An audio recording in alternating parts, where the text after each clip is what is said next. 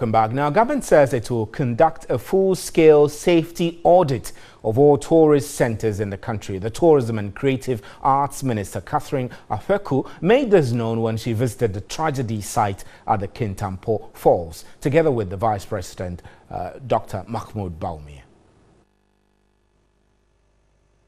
The lives of 18 people lost in what is suspected to be a fun-packed recreational excursion, some still on admission after being injured in one of the most deadly tragedies in recent times at the Kintampo waterfalls in the Bono-Ahafo region. Bodies of the dead have been deposited at the Kintampo and Techiman hospitals.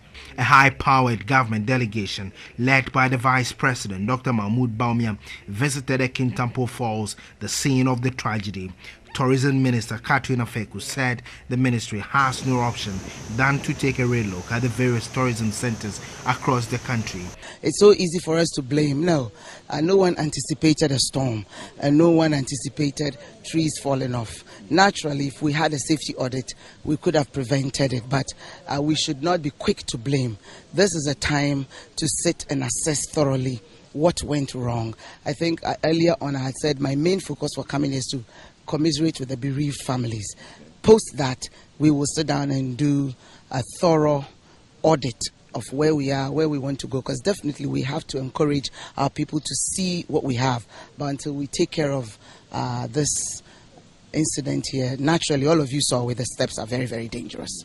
The rails are all gone, and the trees are still, most of them are still looking to fall. So in coordination and cooperation with NADMO, I think we can do a quick remedy to avert disasters. But what happened was force majeure, a natural incident that we are all very, very, very saddened by the loss. But we'll do better and ensure that domestic tourism gets a boost, but with safety. The Vice President and his delegation also visited the Wenchi Government Hospital, where some of the students are on admission. He also visited the homes of some of the victims and assured relatives of government support. More than 20 revelers, mostly school children, on July 1 in 2015 sustained injuries when trees supporting the canopy walkway in Bonso in the eastern region snapped. Vice President Dr. Mahamudu Bawumia has assured families of the victims of the Kintampo waterfall disaster, which occurred Sunday evening, that government will offer them the needed support to ensure their speedy recovery. Speaking exclusively to TV3, the Vice President said government will institute a full-scale investigations into the accident, which claimed 18 lives. It's not an easy situation. You really feel for the families. It's tragic loss, and we are all here to mourn with them and to solidarize with them and to give them whatever support.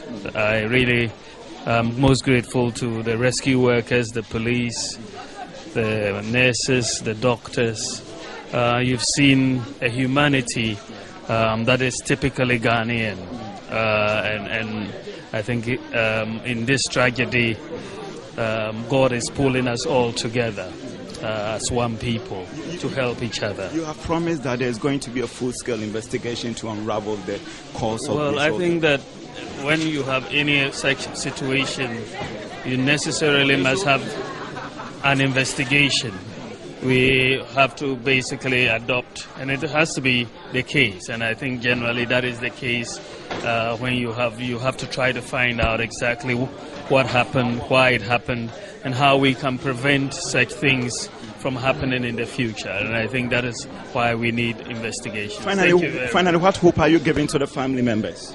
Well, Nana Akufo-Addo just wants them to know that the whole of Ghana stands behind them and mourns with them for the loss of their children, for those who are in hospital, for the pains that they are going through, and we will be there to support them.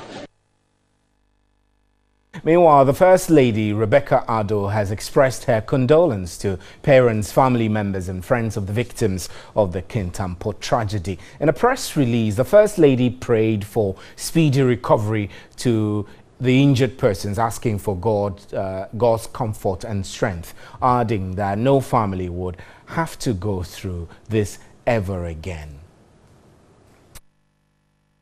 And I quote, "I pray that God will comfort and strengthen you during this difficult time." These were all beautiful young souls, and we will always remember them as such.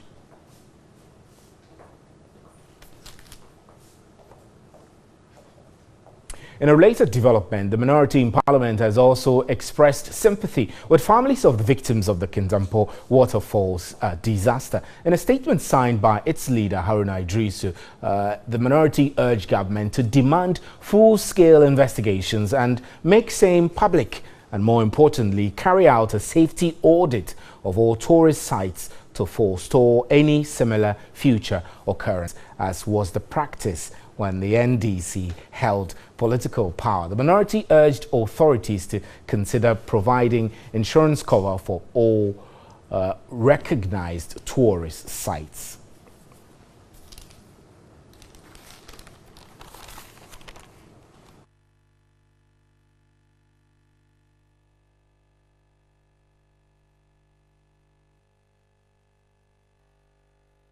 Welcome back to the studio. I have with me Paul Kunan, who is the president of the Ghana Institute of Safety and Environmental Professionals, GSEP.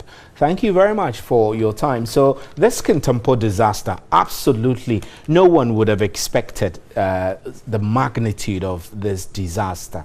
Let's start from those who are raising questions about safety at tourist sites. I mean, we've had the collapse of the Bonsu thing, and then we have a similar situation at the Cape Coast and Kakum. We're not sure whether there are regular servicing or maintenance of these tourist sites in order to ensure that these things do not happen. From where you stand as somebody who is interested in safety and environmental consciousness and all of that, I need you to tell me whether you think that as a country we're not doing enough to ensure the safety of these sites.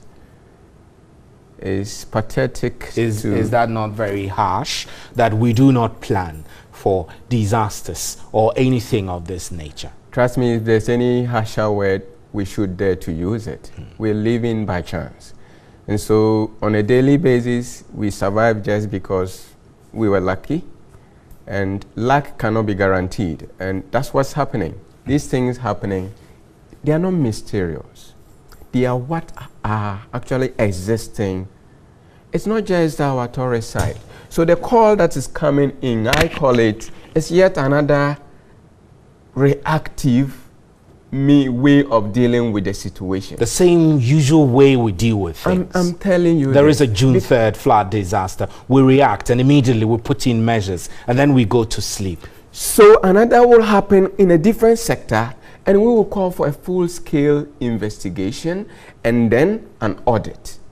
What are you going to audit on? Based on what are you going to do an audit of tourist sites?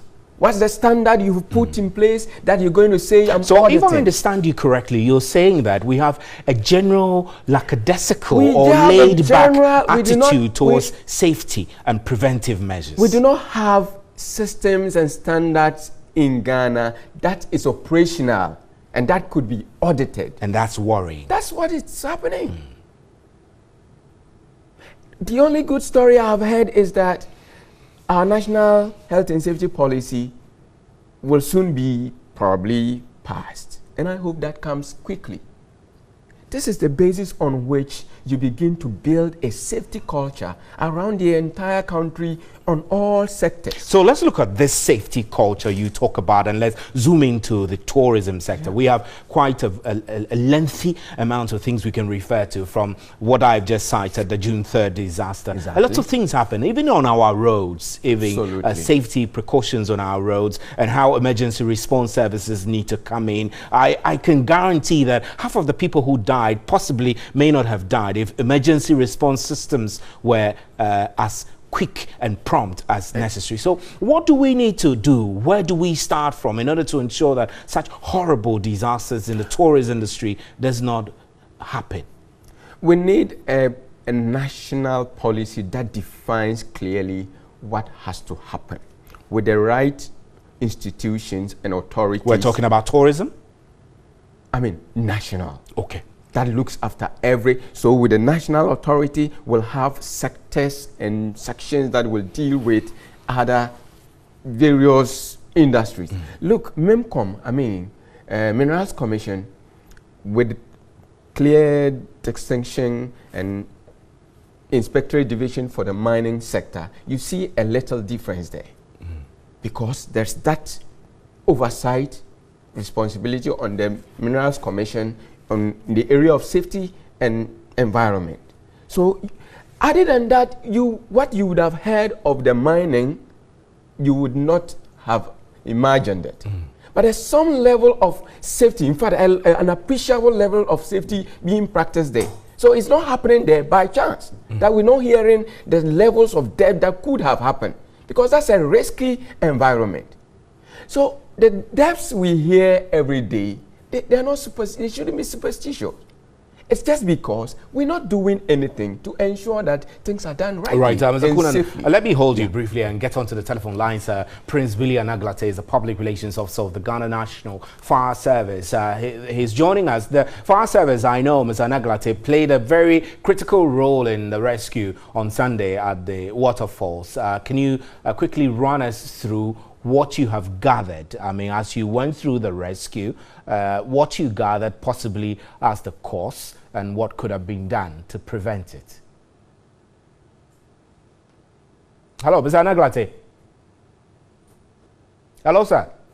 Right, I know Mr. Anaglate is on the line, but we're having technical challenges connecting to him. Let me try and see if you can hear me. Mr. Anaglate, I'm saying that the National Fire Service, we know, it is reported that you played a very crucial role in Sunday's rescue when the tree fell on these unsuspecting students, innocent students, I must say.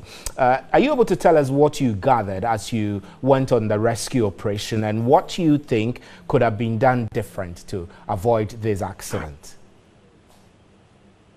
Yeah, actually, when we received the call, as much as the fire service got there in the good time, they were able to actually rescue the people.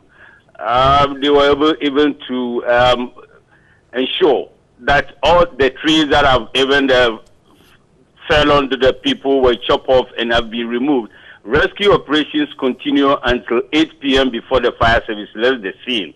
But if we are looking at what could have been done to prevent some of these unfortunate incidents, of course, we're expecting that actually the authorities of the people should have ensured that swimmers and people are readily available in case people are coming in to visit the tourist area. But we saw that there was no actually swimmers in the area. But if you look at the description of the place where these trees have even grown to the edges of the river banks, and that has even been an issue, that when these trees, the top of it fell off, directly could have gotten to where the people were swimming. Yeah, it would have been necessary that at least those trees that have grown close to the edges of the river could have been taken away to ensure that at least a certain level of area is cleared of those trees to ensure that at least you would attribute this to so you would attribute this to broken a from the top. Definitely, we might not have gotten to where the people were. We were also told that there was a windstorm before the incident occurred. But looking at the time where the incident occurred, that was 15:25 hours. We had a call at 15:30 hours. So it means that 5 minutes after the incident occurred, that the fire service received a distress call. Looking at that situation, that late time that people were still swimming, and there was a windstorm, and yet they were still in the water swimming, we would have expected that at least the masters that accompanied them, looking at the weather, immediately the weather changed and there was a storm, they could have asked everybody to leave the water and get to have a shelter somewhere. Right, Mr. Anaglate, let's move away from the tragedy a bit. If you can hear me, Mr. Anaglate. We need to reassess and see what safety measures that need to be put in place. Mr. Nagrati, let's move away from this tragedy a bit. Last week, the Meteo Agency actually said that the rains this year will be much heavier than what happened last year. I need to hear from you what readiness your agency is putting in place to ensure that we can address any untoward disasters that happen this year from floods. Well, our concern, as much as we know that, yes, many are still within this period, the rain sets in, and that some of the emergency situations that we've been having is about the flooding of areas that we have to get out there to have pumping machines to ensure that people are rescued, those that might be affected, those that are low lands and normally have these floods entering into their rooms that we've been getting to prime waters and all that. For instance, in your house, if you know where they get flooded, things must be moved to higher heights. And you need to prepare yourself to vacate, actually, if they need be, to vacate your house. You need to have a consciousness. Exactly. You don't just wait and hope that there will be flood or there will not be flood. You need to prepare ahead of this. And you need to begin to determine your routes, even back home. Whilst you anticipate, because you might have been outside before the floods come, and you need to know whether you are able to go home or whether it's safe to stay away. So all of these things you must begin to prep yourself and put plans in place. Mr. Kunan, before I'm grateful for your time. Yeah. We would have loved to continue our conversation, but thanks very much. Mr. Paul Kunan is the president of the Accra chapter, president of the Ghana Institute of Safety and Environmental Professionals, GSEP. And I'm Stephen Anti. You're listening to us also live on 3FM 92.7.